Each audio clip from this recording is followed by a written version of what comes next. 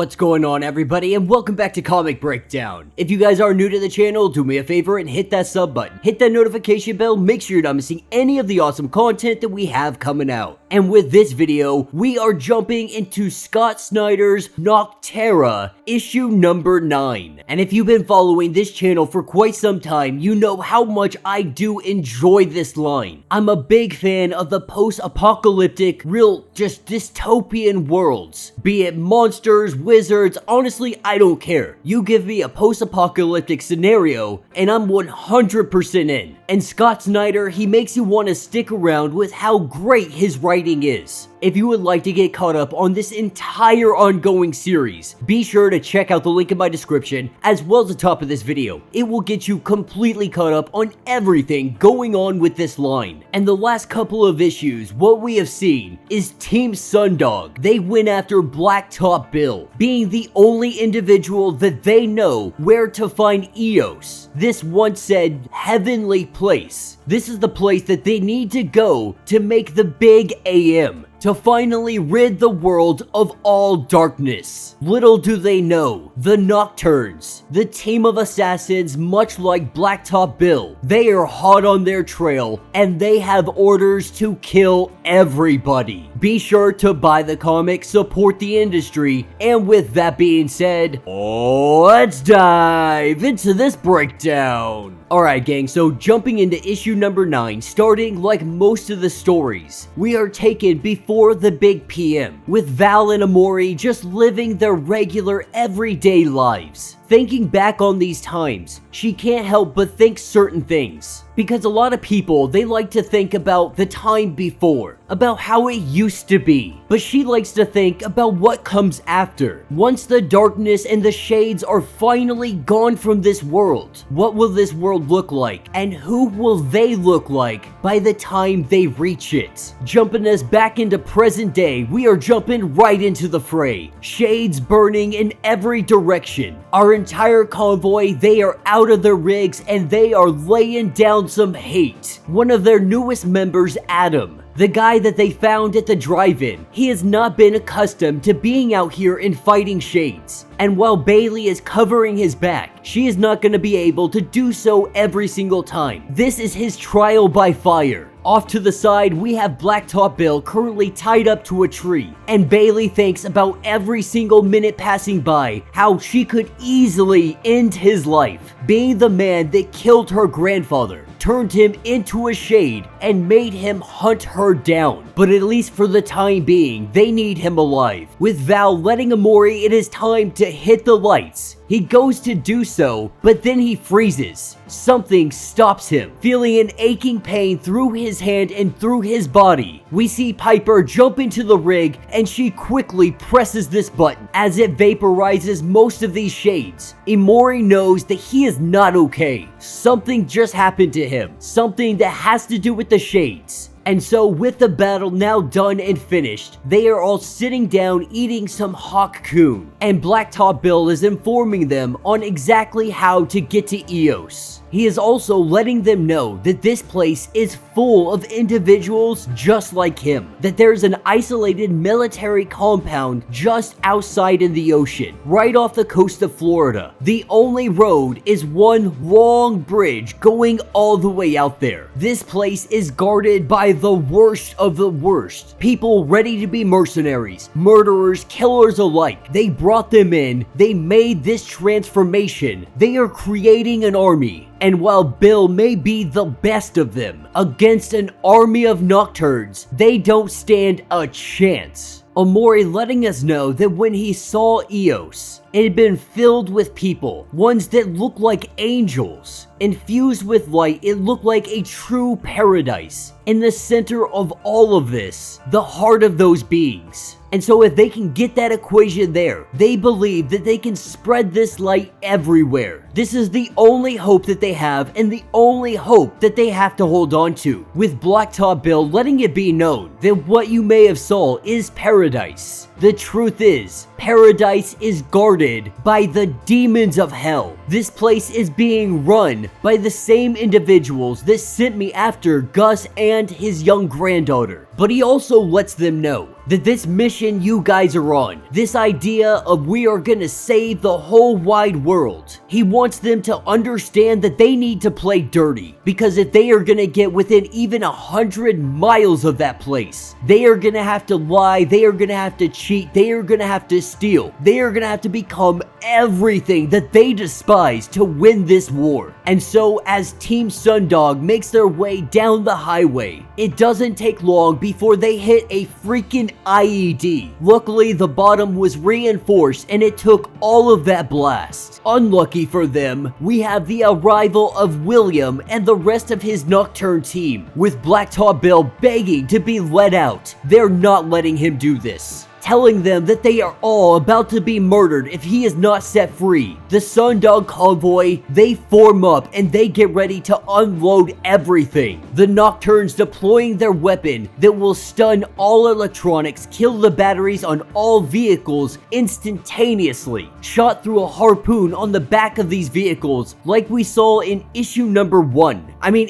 2. We see the convoy unleash hell on them, unloading all of their arsenal, trying to stop them from deploying these weapons. This whole time, Piper has been in the vehicle of Blacktop Bill. He has been telling her to press a button, to press it before it is too late. As Val's rig takes a hit and her whole vehicle gets shut down, she lets Piper know, hit that button. And from the trunk of Blacktop Bill's truck, what we see are human shades. Small, tiny, little human shades. With them being let loose, William and the other Nocturnes, they turn back immediately. What these are children. Blacktop Bill has been rolling around with children shades in the back of his car for a just-in-case scenario. The question is, did he capture children shades, or did he put children in there and wait for them to turn into shades? But with the day being won, everyone relaxes, they go to sleep, and Piper gets woken up from her sleep by Blacktop Bill, being able to break out of his chains. He is not here to do her any harm or to cause any kind of problems. He honestly wants to have a discussion with her, because Piper truly does believe that the Big PM, it has made people see the best parts of humanity. We help each other, we do the best we can, but Blacktop Bill warns her that if we do succeed, if all the shades are destroyed, what comes after, I don't think that you are gonna like, because the truth is, what comes after is gonna be far, far worse than what the shades ever did. Once humanity no longer has anything to unite against, they will divide and fight each other. As he kills one of these baby shades, he lets her know that she can put the handcuffs back on if it makes her feel better. And that will be the end of this issue. So let me know what you guys think down in the comments. You know, for a long time there, I've been saying I don't know where they can go with this for a long extended period amount of time. But after this, I think there's a huge possibility that we see the Big PM come to an end, and that is when the true monsters will truly show their faces. Humanity will finally go back to how it usually is, not having something to unite against. They divide, fight each other for power and territory. And if that's the direction of this story, I am 100% in. Now, don't get me wrong, I really want to see all of this shade stuff, these aliens, I want to see it play its course for a good amount of time. But if you're telling me that we get 10, 15, 20 issues down the line, and we have changed directions from an alien invasion to humanity just trying to survive humanity, I think that would be absolutely amazing. And I will be honest, I haven't looked up how long this run is gonna go on. I know it's ongoing. I don't know how long Scott Snyder plans on letting it go along. The Image probably is gonna let him continue on until sales get bad, then they want him to wrap it up, so on and so forth. but I'm hoping that he gets the opportunity to really tell all the story he wants to tell, even if it doesn't end in humanity versus humanity. And I really hope that somebody, Amazon, Netflix, somebody looks at this as a possibility to really make a good TV series that would be able to rival movies like Riddick and Pitch Black, so on and so forth. You know, I truly do believe it could be the next Stranger Things. And if you can't tell by now, I love this series, I